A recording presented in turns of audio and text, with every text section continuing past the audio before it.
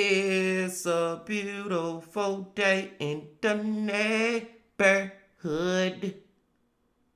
Reaction Beanie Yo 169. Day in the neighborhood. My brothers and sisters.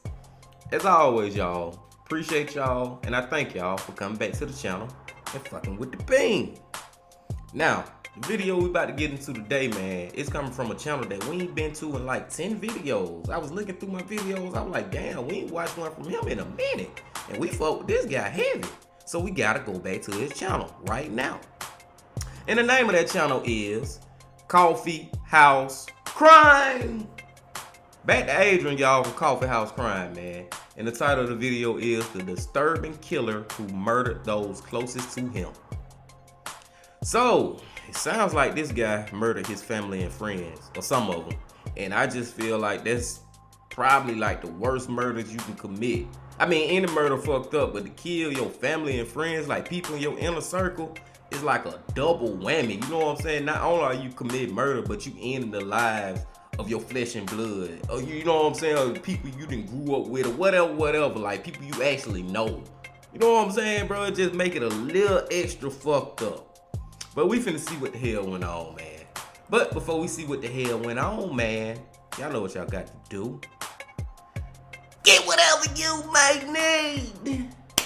Get what you need for Coffeehouse Crime Story, please. Y'all got what y'all need? Y'all ready to go? Then let's fucking go. Yeah, tell me exactly what happened, Dustin. I murdered my girlfriend in this apartment last week. And I murdered my parents this morning in their own home. Okay, and the bag with the knife in it, can you please leave that behind when police get there and just come out and talk to them? Yeah, can somebody take me upstairs so I can say goodbye? Okay, and you'll only have your phone and smokes? And my bottle. This is an excerpt from a harrowing phone call in the early morning hours of July 31st, 2018. And in this call, 25-year-old Dustin Duthie had finally let go of a dark and twisted secret he had kept hidden for the last 5 days. What followed was a complicated investigation that mentally and emotionally scarred several investigators on the case, and it would take 2 long years to conclude all evidence found at the crime scene. But what happened to those close to Dustin?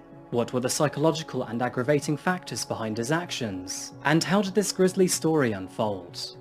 Welcome back to Coffeehouse Crime, folks. My name is Adrian, and today we're looking at the case of Dustin Duthie. By the way, and just to let you know, that I post true crime and strange cases here weekly, so if that is your sort of thing, please consider subscribing to the channel. Please hang out to the end of the video for a few special updates and just a general catch-up. Now, before we begin today's case, here is a very quick message from our sponsor, SeatGeek. SeatGeek is a mobile-focused SeatGeek, y'all fuck with SeatGeek. But no, I'm tripping off, bro.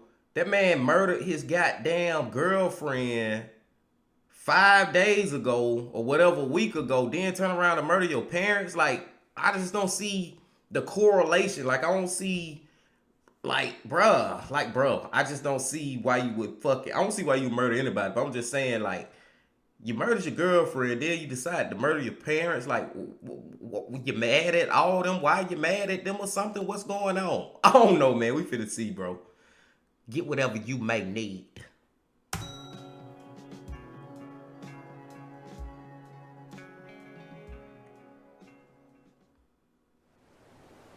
Allow me 5 words, and I'll give you 1 guess where our story takes place today. If you're right, I'll buy you a coffee, but if you're wrong, you owe me one instead. Okay, Are you ready? Extreme politeness, maple syrup, moose. So, did you guess right? Because our case today takes us back to the beautifully expansive country of Canada. If you can stomach I was gonna say Canada. Real talk. their freezing temperatures in the winter, Canada will reward you with breathtaking sights that are otherwise hard to find. Now, I could sit here and talk about its nature again, but I'm mainly in the mood for coffee today. So let's talk about the country's symbiotic relationship with it instead. Did you know that Canada's coffee industry is so big that it's worth $18 billion per year? And that's because the country is absolutely obsessed with it, with around 300 million kilograms of coffee beans being used in the first 10 months of 2022 alone. With its cold and subarctic climate type, it is no surprise that Canada imports the vast majority of coffee it consumes, most of which come from Colombia or Brazil. This makes total sense, as most coffee plants require a constant temperature of around 16 to 24 degrees Celsius to survive. And as a man living in Britain, let me tell you that they do get rather moody in the winter months. But then again, so do I. By the way, let me know if you'd like to hear more about coffee and how it's made at the beginning of these videos. Anyway, moving into today's case, we're zoning in on the cosmopolitan city of Calgary, which is found in the south of Alberta. You know, it's kind of strange that so many of these Canadian cases take place here, but I suppose it may be half expected, as it is the third largest city in the country. The Calgary area was inhabited by pre-Clovis people as far back as 11,000 years ago. But of course, in the time that we know, the city owes its rapid modern-day growth to the oil industry.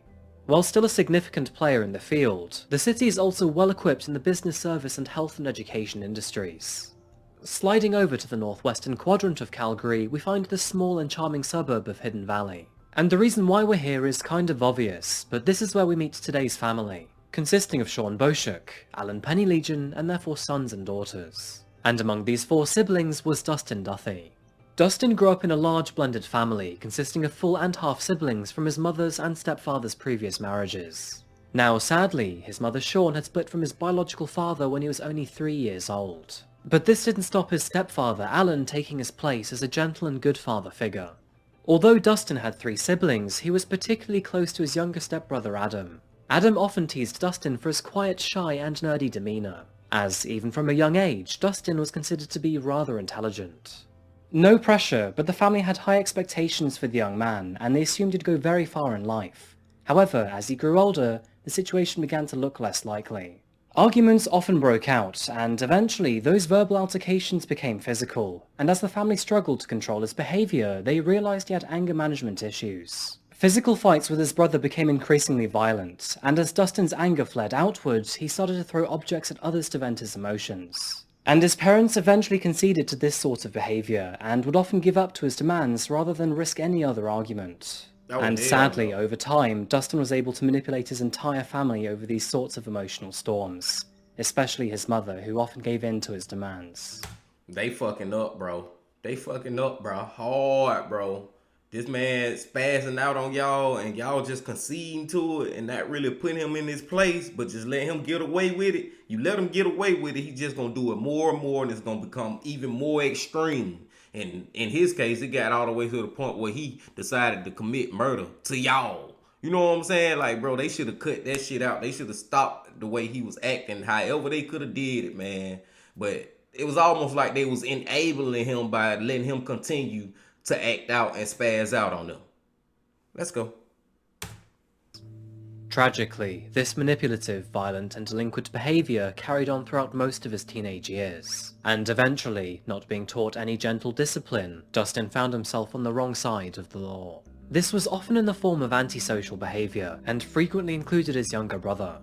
At the age of 16 years old, Dustin found himself in handcuffs for the first time, after he and a group of friends broke into the school and vandalised their vice principal's office, before then using a stolen golf club to smash the vending machines and take all of its contents. But this first run-in with the law didn't seem to faze him, as young D discovered a newfound love for violence. And to add to this, he even assumed that people admired him for being in handcuffs. Adam watched on as the older brother he learned to love and admire grew into a troublesome burden, while his parents simultaneously observed their disappointment and pain. Dustin's violence wouldn't slow down either, and so, to help control his anger, he started attending boxing classes, but sadly this did nothing to curb his tendencies. Unfortunately, Adam experienced this firsthand after sparring with his brother, as Dustin was brutal against him, and his jabs were even considered to be illegal under boxing match rules. Now, luckily the coach was able to break the fight before Dustin could cause any severe damage, but this was the day that Adam properly realised how dangerous his older brother could be. The only person that would frequently stand up to Dustin was his stepfather, Alan, and he appeared to be the only one who set boundaries, despite this creating a world of contention between them. What's interesting is that Dustin's behaviour did not make him an unlikable person, but rather quite the opposite. Throughout his teenage years he had many friends and even a few girlfriends. Moving into adulthood, both Adam and Dustin were actively dating women, which is when Adam met and fell in love with someone very important to today's case, and her name was Taylor Toller. Now sadly, things didn't quite work out between them, and that is when Adam realised that his now ex-girlfriend and his brother Dustin were becoming increasingly close to each other. Adam watched on as the two began to date, and although things were quite awkward for him, he reluctantly accepted and supported the relationship. I want to accept it and support it. Shit. You my brother, bro, and you gonna get with my damn ex and shit like that make me think, bro, y'all was fucking around. I ain't gonna say y'all were having sex or nothing, but y'all was talking. You know what I'm saying? Y'all was doing a little something when I was still in a relationship with her. That's how I would be thinking. I wouldn't even fuck with my brother no more. I wouldn't fuck with Dustin no more. Hell no, bro. That's crossing the line, bro. You don't do that shit. By the time Taylor was in a relationship with Dustin, she had turned 20 years old. Born on February the 22nd, 1994, to her parents Joanne and Sean, Taylor was described as cheerful and bubbly. She had an infectious smile and a thoughtful personality to boot, and, no surprise, was often surrounded by family and friends. After graduating from high school, Taylor took some time out to let loose and enjoy herself before any serious work. But once that was out of her system, she was ready to join the hospitality industry. Her warm and caring personality made her perfect for this kind of work, but eventually, Taylor decided that her passion was in childcare. It was noted that children seemed to naturally gravitate towards her, likely due to her gentle facade. But Dustin, who had quite the opposite personality, had a very negative impact on her otherwise comfortable life. They had a tense and turbulent relationship, and friends of Taylor reported that the two incessantly argued. But Taylor couldn't seem to find herself able to leave him. Perhaps she thought that eventually he would change, or maybe she could help him become a better person. Shit. The messy relationship dragged on for multiple years, and as Dustin's anger management worsened throughout his 20s, so did his respect for their relationship. To add to this, arguments with his family were becoming increasingly violent, and on 2 separate occasions he punched both his brother Adam and his father Alan. Although there are inherent behavioural factors to consider here, there are also external aggravating factors too. Dustin had started hitting the gym, and in his hardest moments would go up to 10 times per week. Now, going 10 times per week is overkill to say the least, but following a healthy diet and some good old protein, he would be able to get massive in no time. But unfortunately, despite his already fragile state of self-control and anger management, he decided to take steroids to cut some corners. And, as you know, a typical side effect is roid rage. Those around Dustin tried to convince him to get away from steroids, and furthermore, they begged him to seek professional help. But unfortunately, their words would fall on deaf ears. Over the following weeks and months, Dustin's anger issues rocketed, coming to an all-time peak when, one day, while working on his car in his parents' driveway, Dustin tried to beat his father Alan with a metal pole. And this is when the threats began too. It wasn't unusual for arguments to happen around the dinner table, but one night Dustin's behaviour became so bad that Alan asked him to leave. And on the way out, when he faced the rest of his family, he said, "You'll get what's coming to you," before then storming out of the property. Now, the family were already familiar with Dustin acting out like this. His mild violence, poor decision-making skills, and toddler-like behaviour were all part of the weekly package. But at the time, no one believed he was actually capable of carrying out any of his threats. However, sadly, this, along with several years of unchecked behaviour and lack of intervention, would have seriously grave consequences in the not-so-distant future. And it would all come to a haunting realisation in the summer of 2018. Uh-oh.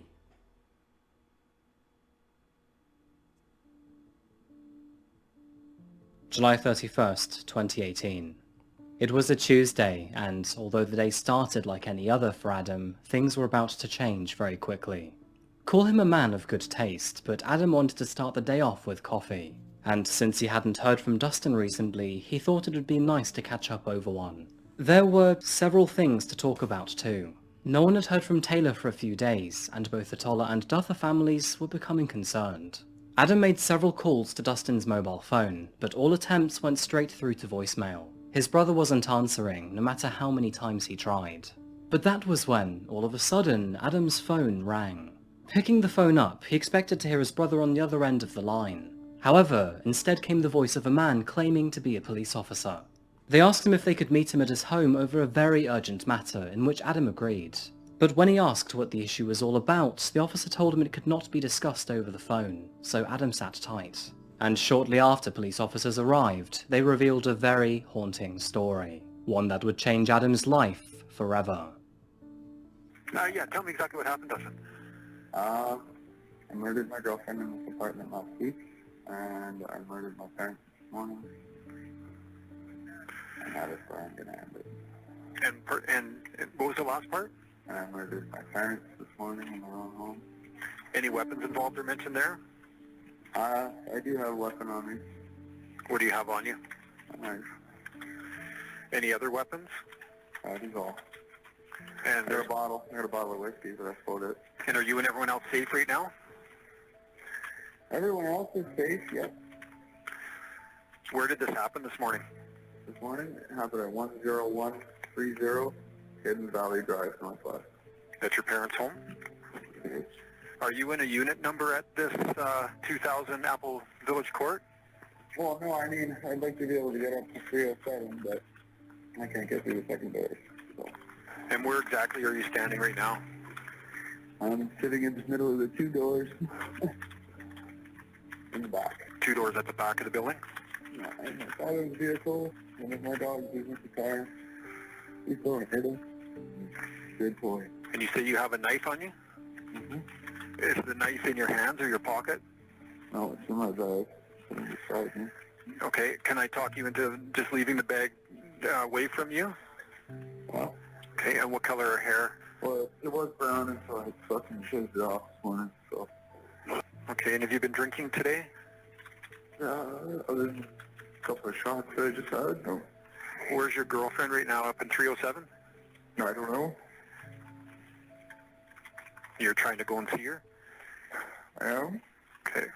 Dustin's phone call. Hold on, bro. He said he don't know where his girlfriend is, but you just said you killed her. And then his whole demeanor, bro, was so calm. Was it calm to y'all? It damn sure went emotional to me.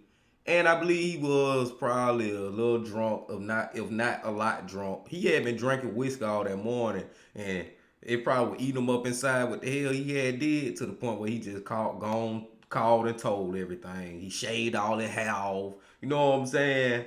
But I'm just trying to figure out what the hell he meant by he don't know where his girlfriend is. Unless he was just so drunk, so he just said, you know what I'm saying? He just said some shit. Just to say some shit. But let's go. Call to the police may have been honest, but they were very chilling as well, to say the least. In a very frank and open manner, he had admitted to murdering his girlfriend and his parents. And rushing to the properties of Apple Village and Hidden Valley Drive, authorities were not met with any welcome surprises either. Located inside her apartment in Apple Village was the body of Taylor Toller, and across Alberta and Dustin's home in Hidden Valley Drive were the bodies of his mother and stepfather. After waiting for authorities to arrive, Dustin was arrested immediately outside of Taylor's apartment and made no effort to resist arrest. But even though he had turned himself in, there was nothing that could be done to bring back Taylor, his mother, or his stepfather. And so, as the investigation continued, the big question now was, why did he do it?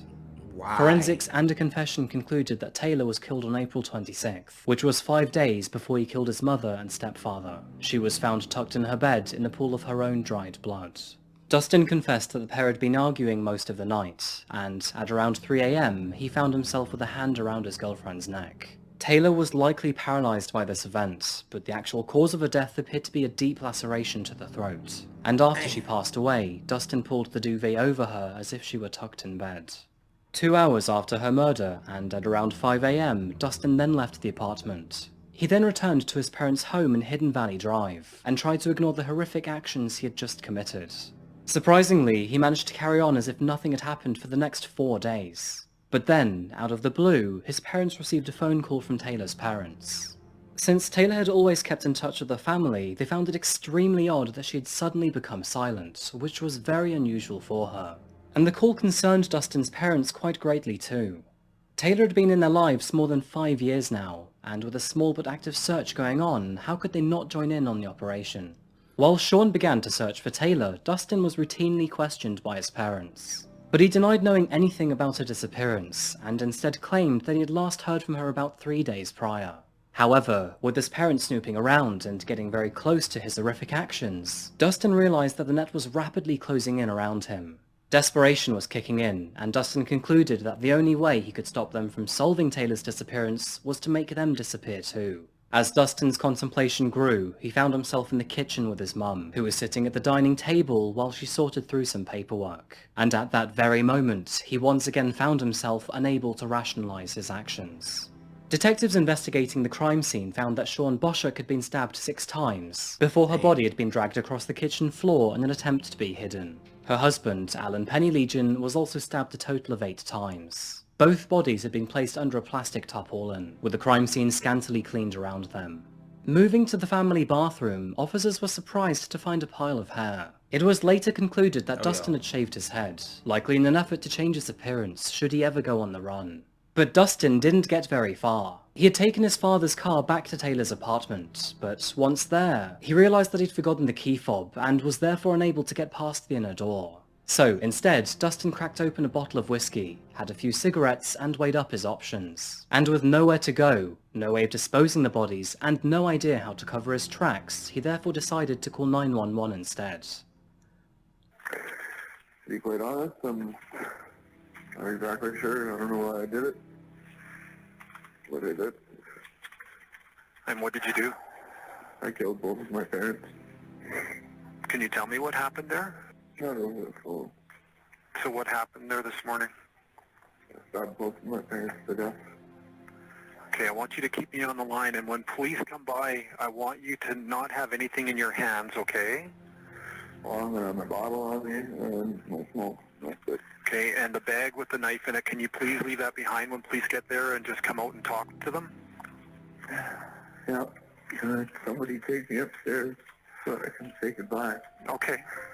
And you'll only have your phone and smokes? And my bottle. Yeah, please don't walk out with that, because they will want to, help you and help maybe get you up Nobody there. can help me. Not even fucking God himself.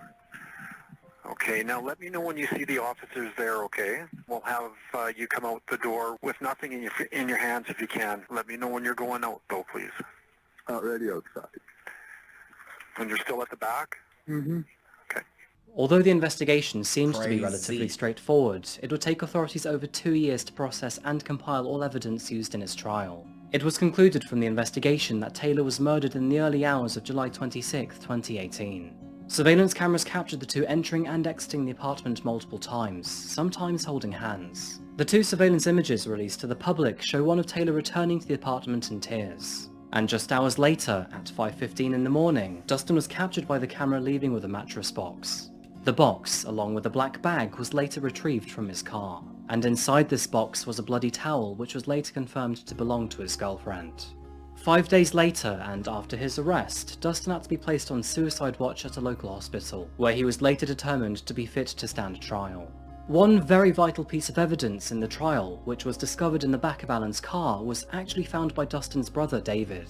Scrumpled up and ripped into tiny pieces, a letter was found wrapped up in a small ball of electric tape. Piecing the paper together revealed a haunting self-confession written by Dustin, detailing his thoughts and his feelings after he had claimed Taylor's life. Within this letter, Dustin admitted that he wanted to know how it felt to feel cold steel run through human flesh, and felt the urge to feel the soul of another human leave the body. Now, the psychological findings of this case are not so easy to follow, because although Dustin was declared to be fit for trial and was deemed not to be insane, we don't actually know what other conclusions were made. This is because Canada's judicial system can be very hush-hush on personal information. But what we do know, the only excerpt available from the psychological assessment noted the following. Although Mr. Duthie was suffering from a diagnosable mental disorder at the time of the indexed offences, that mental disorder was drug-induced, and ultimately did not render him incapable of appreciating the nature, quality and wrongfulness of his behaviour. His conduct before and after the killings does not show someone operating in a psychotic or delusional manner that would diminish his moral incapability. True. All of this evidence, coupled with his confession, built a strong case against him. And finally, 3 years after murdering his girlfriend, his mother and his stepfather, Dustin's trial was scheduled to begin. However, it is clear that Dustin had no confidence in his case or even himself at all, because 3 days before his trial was scheduled to begin, he pleaded guilty to all 3 crimes. Dustin was therefore found to be guilty of murdering Sean and Taylor in the 2nd degree, and murdering his stepfather Alan in the 1st degree. Multiple victim impact statements were read out in court, leaving everyone, including Dustin, in tears. Among those who provided statements were Duthie's maternal grandmother and 3 stepbrothers, all of which who spoke of the loss of the killer's mum and stepdad. Many of those in the courtroom were there to speak for Taylor too. Taylor's mother, Joanne, said, "We are a tight family and there is a key piece missing now. We are left only with nightmares and trauma." Dustin replied to these statements to say, "I'm not going to stand here and ask you guys for forgiveness, because I understand what happened is inexcusable. If I could take back everything I did and give up my life, I'd bring back 3 beautiful fucking souls. Pardon my language." Co-prosecutor Shane Parker noted that murdering his parents occurred 122 hours after killing his girlfriend, and therefore, his crimes warranted consecutive periods of parole ineligibility. Taylor Toller's family will never forgive Dustin for the beautiful life they took from them. She was dearly loved by those around her and worked hard to improve her life, which he took away from her. The Crown eventually sentenced Dustin Duthie to life imprisonment, with a minimum of 35 years before he's eligible for parole. Dustin received a minimum sentence of 25 years for the 1st-degree murder of his stepfather Alan and the 2nd-degree murder of his mother Sean, and he received a further 10 years for the 2nd-degree murder of his girlfriend Taylor. In honour of her memory, her family set up the Taylor Toller Memorial Fund, which raises money through donations to support victims of domestic violence and addictions. Taylor will forever be remembered by her family, and although nothing will bring her back, they are satisfied with the punishment that Dustin had been dealt, and they keep Taylor in their hearts as they begin their journey of healing. The deaths of Sean and Alan have left a large hole in their sons' and daughters' hearts. Jordan Penny Legion admits that the death of his parents has devastated him so severely that it's ruined his aspirations for a football career. And Adam has shared that his brother's crimes have broken thousands of hearts. Yeah. Sean and Alan were loving and caring parents who gave their son many chances to improve. They supported him throughout his life, just as they supported the rest of their children. It is such a tragedy that their own son could do such an evil and awful act of betrayal. Although Dustin has expressed his sincere apologies and is eligible for parole in 35 years, many hope he never sees the light of day again. Anyway folks, I think that just about wraps up another case. Like me, I pray to God he don't never see half of a light, a fraction of a light of day. For real, bro. Hopefully in them 35 years from now, whenever, bro, they gonna goddamn not let him out and he gonna die in prison. God damn, man. It was,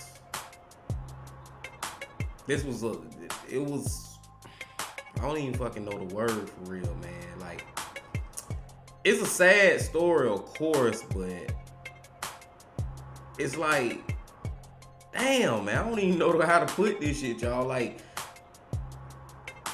well, the girlfriend ain't see it, but the parents, man, they seen the writing on the wall, man. They seen the writing on the wall when he was a child. And then when he became adult, the way he was acting. I don't know, man. It's just something, I don't know, it's just something hit me a little different about this case. And I can't even really put my finger on what it is for real. That it's just fucked up, man. For real, man. It's just something about this one, bro, that it's just like, wow, bro. I think I know what it is, y'all. I think it's just hearing that damn 911 call and the way he was talking. This what it is for real. I'm feeling like more than anything, it took me a while to get to where I'm trying to go, but here I go. I'm thinking more than anything, y'all, he really ain't want to commit none of them murders. And it's a lot of people out there who don't want to commit murder but end up doing it. But I'm saying, like, I think he really would take that shit back if he could. You know what I'm saying, bro? I feel like he just did that shit in an act of rage to his girlfriend, and then it just snowballed effect to his parents. But now he feel like, damn, now I gotta kill my parents because they the ones who gonna end up getting me caught. But little did he realize, bro, even after he kills your parents, then your brother Adam would have started looking into it, and they family, like, it would have always been a snowball effect. You would have had to kill everybody on the fucking planet to get away with this shit. For real, at least everybody in your family, because somebody else go missing, then somebody else gonna start looking at it. You know what I'm saying, bro? So you gonna get caught regardless. But I really feel like this man ain't really have the intentions especially killing his girlfriend that night, but shit escalated. And then he just got himself into some shit, and it just ended like, fuck, man. It's just some fucked up shit. For real. And there ain't no excuse now. He's still wrong for what he did, and I'm glad his ass hopefully, potentially gonna do life. But it's just one of them stories where I'm like, I don't think dude no killer like that. The shit just happened because of the shit that they was enabling his parents for all those years, his actions and how he had been for so long, and it got to a boiling point, for real. But I don't know, man. It was a good one though, bro. We had to come back to Coffeehouse, man. I was into this story, man. And I appreciate y'all coming back as always, man. And y'all make sure y'all hit that like button for me, man. And hey, I'll be back tomorrow, man. But until then, my friends, I got one more thing to say. Love, peace, and happiness. Stay safe. Don't stop. Keep going. Yeah.